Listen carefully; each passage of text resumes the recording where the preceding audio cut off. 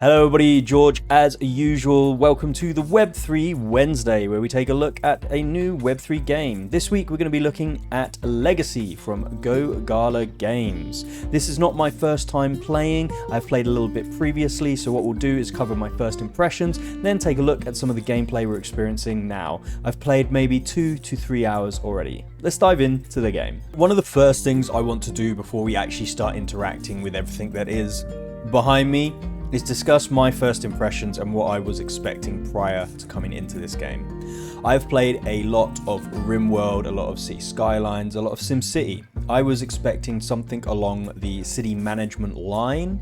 This has some of those elements, and there is some sort of min-maxing you can do to do with your management of your people as well, but there is a lot of parts that require you to be engaged in the game that aren't necessarily engaging, such as performing tasks. You have to hold down your mouse button, so you can't do anything else if you are helping that building speed up. You're just holding the mouse button down while the process is going along. Whilst this does have you engaging in the game, I wouldn't class this as being engaging. I'm not having fun holding down this button to watch the little hammer go from one location to the next to say that I've harvested some wheat. Whilst holding down a button might be something that I would be accepting if the animations were different per building, and maybe it was an action I was having to move the mouse as well, but you literally just have to hold the button down. What we're looking at behind me is about 1 to 1.5 hours worth of playtime. When you're starting out, there is quite a lot of manual work you have to do, quite a lot of that holding the button down to create something that I've spoke of already, which, not going to keep harping on it, not a huge fan.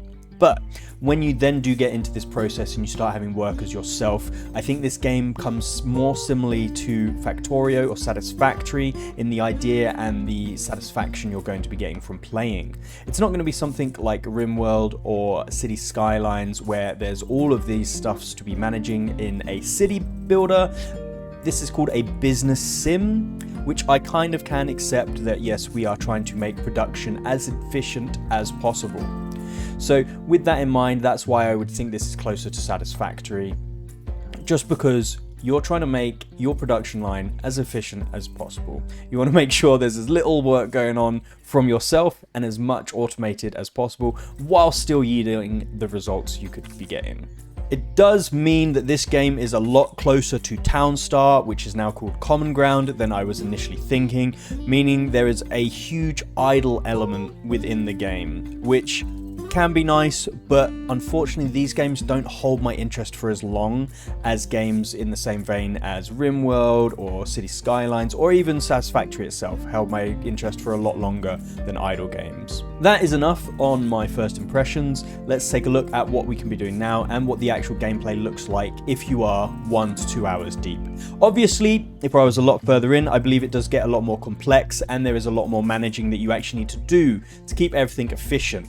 But it's getting to that point that for me, I don't think I'm going to be investing enough time to get there. But let's see what it looks like at the moment. So we have got 4 main buildings when it comes to creating our product. We are creating cakes. We have got over here the wheat. I'm holding the button down, which makes the hammer move, which means we get more wheat. I then take the wheat to the next building. Woohoo! I then hold the same hammer down in the next building, which will then create the next product. We then take that over to the factory. Then once the factory is full, we do the same process of holding down the button so that this hammer moves, and that will bake us a cake. We can see we've got the cake down here in the little truck with this guy. When the next cake comes, he's going to ship it off and we'll have 2 to sell.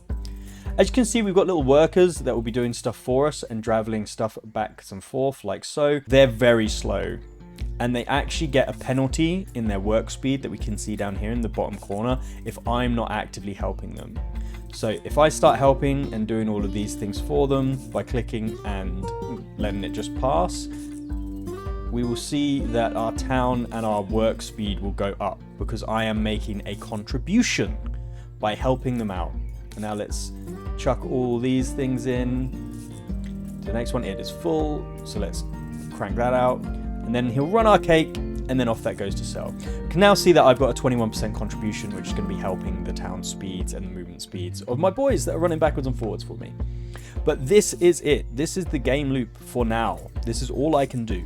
I have 8 more of these cakes I can sell, and then I need to redesign and then sell again. Obviously that can't be the full game. So over here we have the research lab, and we see a little balloon, which means we need to click something.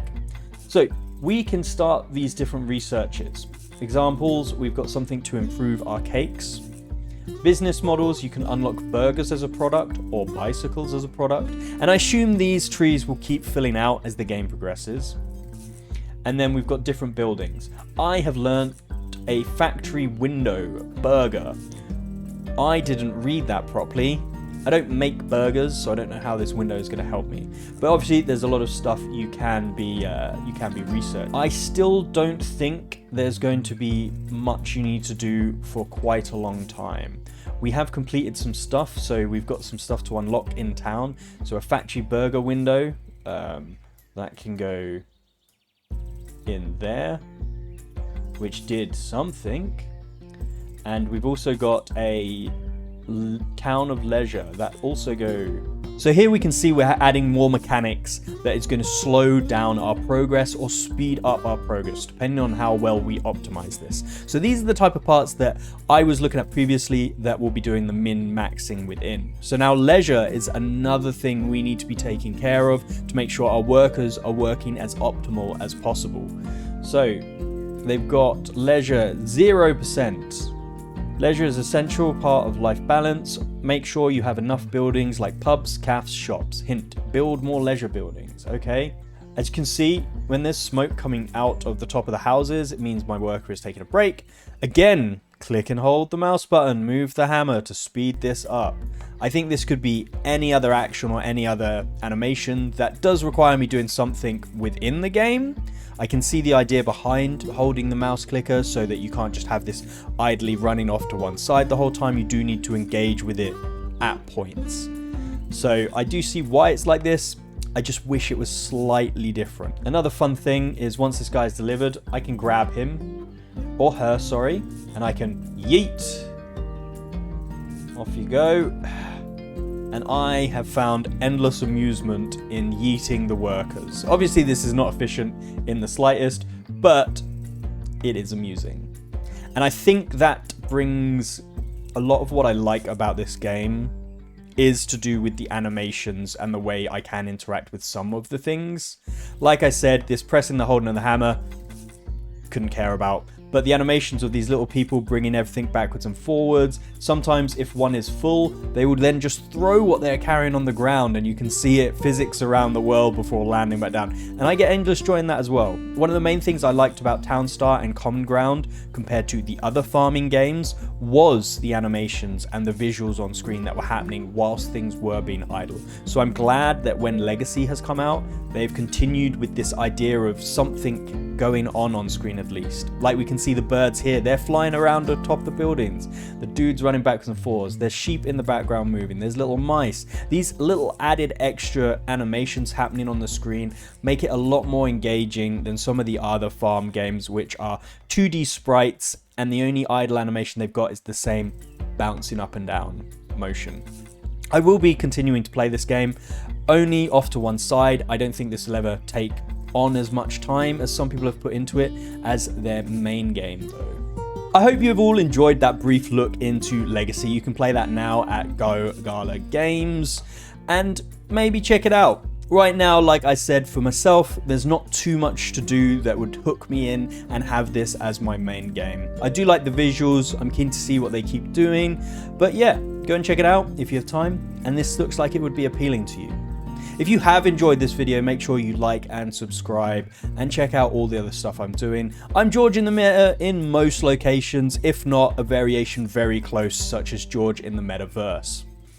I have now also opened a Discord. This Discord will cover both Web 2 and Web 3 games. I'm allowing roles in there, so if you don't want anything to do with anything Web 3, crypto, NFTs, just don't select that role and you'll be glorious. Until next week, I'll see you then. Goodbye.